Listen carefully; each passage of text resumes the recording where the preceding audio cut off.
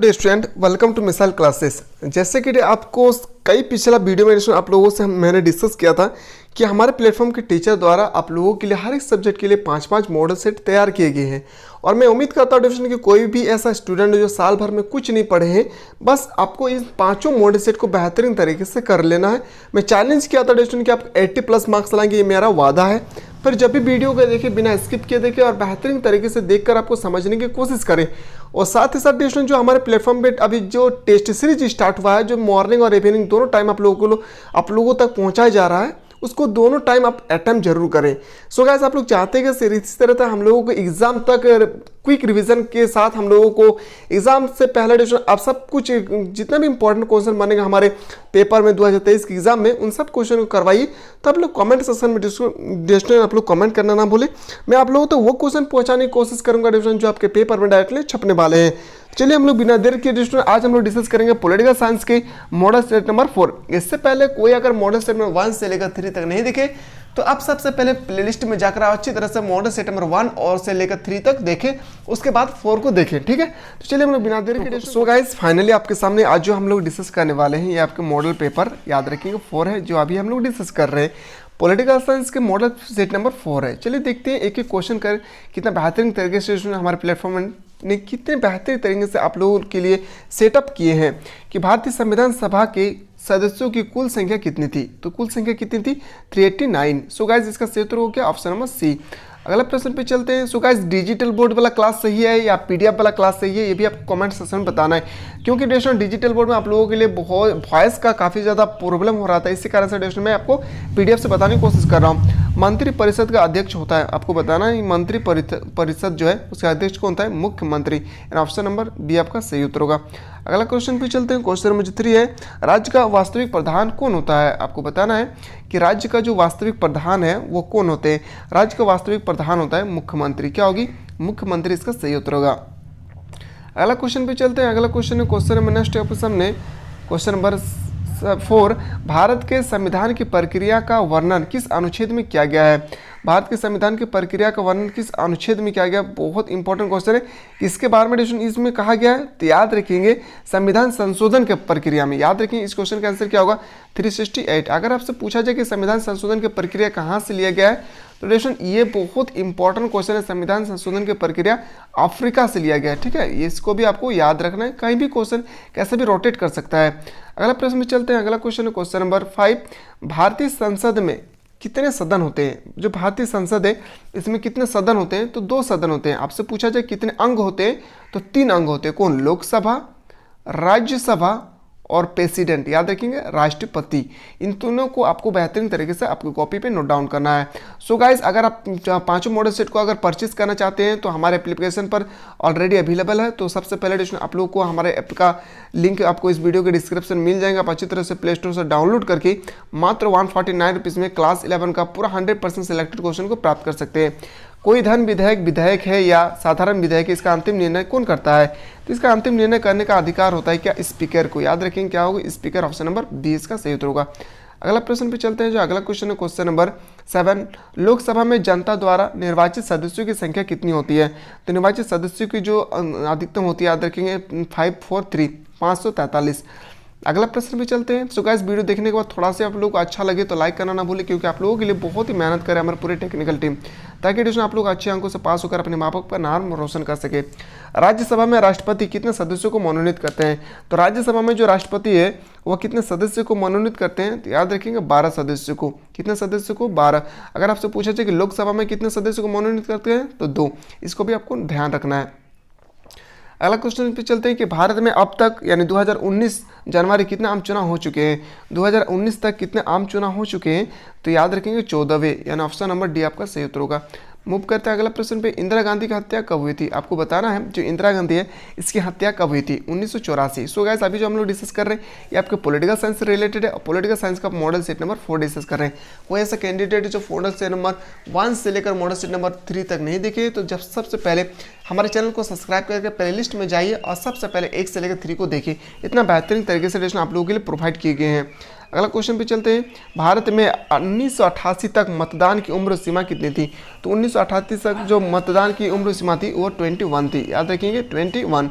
अगला क्वेश्चन पे चलते हैं, अगला प्रश्न है, चुनाव में उम्मीदवार की उम्र सीमा कितनी है? चुनाव में उम्मीदवारों की उम्र सीमा कितनी होगी? तो 25 साल, याद रखेंगे 25 इसका सही उत्तर होगा। सो गाइस, वीडियो देखने के बाद थोड़ा सा भी अच्छा फील हो तो लाइक करें, क्योंकि आप लोगों के लिए बहुत मेहनत कर रहे हैं हमारे पूरे टेक्निकल टीम। निर्वाचन क्षेत्र में चुनाव कार्य जिस अधिकारी के निर्देशन में किया जाता है उसे क्या कहते हैं? तो याद रखेंगे दोस्तों, इसके बहुत इंपॉर्टेंट क्वेश्चन है, उसे हम लोग क्या कहते हैं? पीठासीन पदाधिकारी। पीठासीन पदाधिकारी यानी ऑप्शन नंबर डी आपका सही उत्तर होगा। अगला क्वेश्चन पे चलते हैं, अगला प्रश्न आपके सामने क्वेश्चन नंबर 14, किस वर्ष तक भारत में लोकसभा एवं विधानसभा की सीटों की संख्या नहीं बढ़ाई जा सकती है? तो किस वर्ष तक? तो इस क्वेश्चन का जो बिल्कुल सही उत्तर होगा 2026 तक, क्या होगा? ऑप्शन नंबर सी आपका सही उत्तर होगा। मूव करता है अगला प्रश्न पे। अगला क्वेश्चन है क्वेश्चन नंबर 15, भारतीय नागरिक कितने वर्ष की आयु से लोकसभा के चुनाव लड़ने का अधिकारी है? यानी लोकसभा चुनाव लड़ने के लिए आपकी उम्र कम से कम कितनी होनी चाहिए? तो याद रखिएगा 25 साल होना चाहिए, आपका अनिवार्य है। ऑप्शन नंबर ए आपका सही उत्तर होगा। मूव करता है अगला क्वेश्चन पे, आचरण के नियम वे नियम जो हमारे लिए आवश्यक है, हमारे दायित्व के संतुष्ट स्पष्ट करते हैं, क्या कहलाते हैं? तो उससे हम लोग बोलते हैं क्या? कर्तव्य। क्या कहते हैं? कर्तव्य इसका सही उत्तर होगा। अगला क्वेश्चन पे चलते हैं, प्लूटो ना भूखा साहस विवेक को किसका तत्व कहा?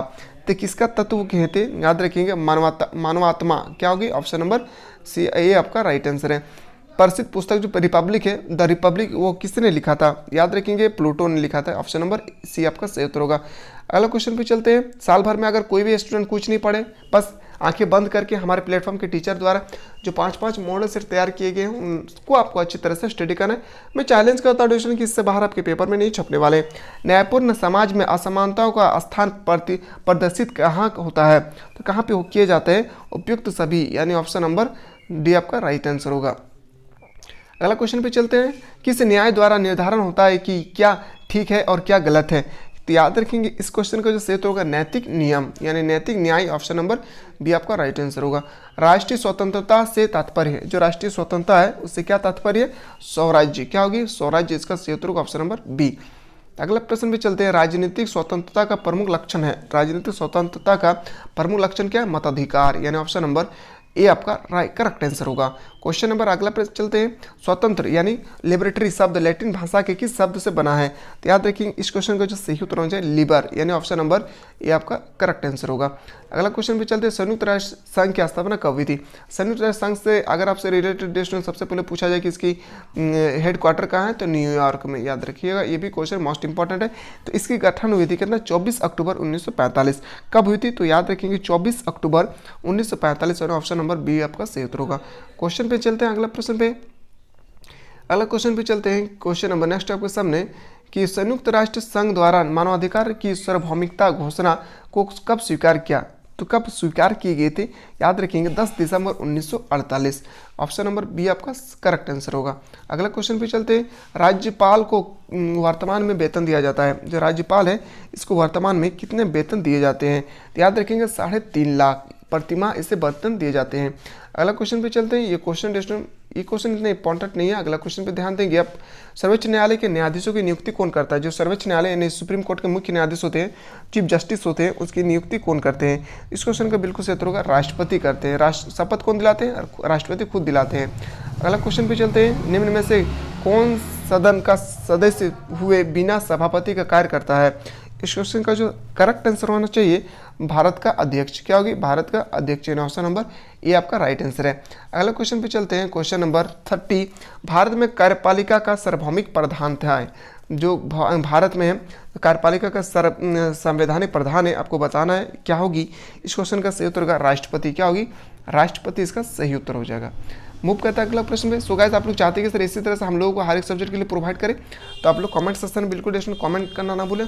और आप लोगों के लिए जब इतना मेहनत करें डेशन, तो आप लोग एक काम जरूर करें, उस कैंडिडेट तक इस वीडियो को सेंड करें जिनको पता नहीं है कि किस तरह से हमारे पेपर में क्वेश्चन टपकने वाले हैं। सो गाइस, आप लोगों के लिए बहुत मेहनत कर रहे हैं, बार बार मैं आप लोगों से रिक्वेस्ट कर रहा हूँ कि डेशन आप लोगों के लिए जब इतना मेहनत कर रहे हैं तो आप लोग एक लाइक जरूर करें। लाइक करना आप लोग भूल जाते हैं, बस वीडियो को देखकर आप लोग चले जाते हैं। सो गाइस, लाइक करने के बाद शेयर जरूर करें। लोकतंत्र जनता का, जनता के लिए और जनता ही सरकार है, किसने कहा था? ये स्टेटमेंट देने वाले व्यक्ति का नाम था अब्राहम लिंकन। कौन थे? Abraham Lincoln. अगला क्वेश्चन पे चलते हैं। निम्न में से उस व्यक्ति का नाम बताइए जिसने लोकसभा का विश्वास मत प्राप्त किए बिना भी प्रधानमंत्री बन जाता है, प्रधानमंत्री पद पर कार्य किया था। इस क्वेश्चन का आपका जो सही उत्तर होना चाहिए 32 का ऑप्शन नंबर डी इसका सही उत्तर होगा Morarji Desai, and option number D आपका राइट आंसर है। अगला क्वेश्चन पे चलते हैं। निम्नलिखित में से कौन मौलिक अधिकार का सबसे सटीक वर्णन है? मौलिक अधिकार का सबसे सटीक वर्णन किस तरह है? संविधान द्वारा प्रदत्त तथा सुरक्षित समस्त अधिकार, यानी ऑप्शन नंबर सी आपका सही उत्तर होगा। सो गाइस आपके पेपर में भी इसी तरह से क्वेश्चन पूछे जाने वाले हैं। बिल्कुल आप लोग आंखें बंद करके इन सबको ध्यान से देखिए। संविधान की आत्मा की संज्ञा दी गई है, कौन सा अनुच्छेद में आपको संविधान की आत्मा की संज्ञा दी गई है? तो याद रखिए article number 21, option number D आपका करेक्ट आंसर होगा। अगला क्वेश्चन पे चलते हैं। निम्न में से कौन धर्मनिरपेक्ष राज्य नहीं है? आपको बताना कौन सा है जो धर्मनिरपेक्ष राज्य नहीं है। तो इस क्वेश्चन को जो 35 है इसका जो करेक्ट आंसर होना चाहिए पाकिस्तान, इसका सही उत्तर होगा। ऑप्शन नंबर डी आपका राइट आंसर है। अगला क्वेश्चन पे चलते हैं। अस्पृश्यता का अंत का वर्णन किस अनुच्छेद में किया जाता है? ये आंखें बंद करके ये क्वेश्चन एग्जाम देने के बाद आपको पता चलेगा ये क्वेश्चन आपको टपका था या नहीं, ठीक है। और एग्जाम से पहले लाइव क्लासेस चाहते हो तो आप लोग ड्यूरेशन कमेंट सेक्शन में बिल्कुल कमेंट करें, क्योंकि लाइव क्लासेस में ड्यूरेशन में आप लोगों को क्विक रिवीजन लेकर आऊँगा, जहाँ पे आपका पूरा 5 मॉडल सेट का एक क्वेश्चन का संग्रह ही होगी जो 2023 में आपके पेपर में छपने वाले हैं। इस क्वेश्चन को जो 36 है इसका जो सही उत्तर होगा अनुच्छेद नंबर 17। मूव करते हैं अगला प्रश्न पे। न्याय का सिद्धांत नामक पुस्तक के लेखक कौन है? न्याय का जो सिद्धांत है इस पुस्तक के लेखक कौन है? इस क्वेश्चन के जो आंसर होना चाहिए 37 का, इसका बिल्कुल सही होगा जॉन रॉल्स। क्या होगी? जॉन रॉल्स इसका सही उत्तर होगा। अगला क्वेश्चन पे चलते हैं। अगला क्वेश्चन है निम्नलिखित में से कौन सकारात्मक स्वतंत्रता का पक्षघर था? सकारात्मक पक्षघर कौन था? तो याद रखेंगे ग्रीन, ऑप्शन नंबर बिल्कुल सही उत्तर होगा बी। अगला क्वेश्चन पे चलते हैं। अगला क्वेश्चन है कि लॉन्ग टू फ्रीडम यानी स्वतंत्रता के लिए लंबी यात्रा किसकी आत्मकथा है? यानी ये जो बुक है वो किसने लिखा था? इस बुक को लिखने वाले था नेल्सन मंडेला। कौन थे? नेल्सन मंडेला, इसका सही उत्तर होगा। अगला क्वेश्चन पे चलते हैं। अगला प्रश्न पे चलते हैं कि राजनीतिक विज्ञान का जनक माना जाता है। राजनीतिक विज्ञान का जनक किसे माना जाता है? याद रखेंगे अरस्तु। अगर आपसे पूछा जाए अगर नई राजनीतिक विज्ञान का जनक किसे कहा जाता है तो उस समय आपको याद रखेंगे प्लूटो होगा। क्या होगा? प्लूटो। ये दोनों क्वेश्चन को आपने नोट डाउन करना, दोनों क्वेश्चन बहुत ही अचूक करने वाला क्वेश्चन है। राजनीतिक विज्ञान का जनक अरस्तु, नई राजनीतिक विज्ञान का जनक प्लूटो, ठीक है। तो ये अभी जो हम लोग डिस्कस किए थे ये आपका सेट नंबर 4।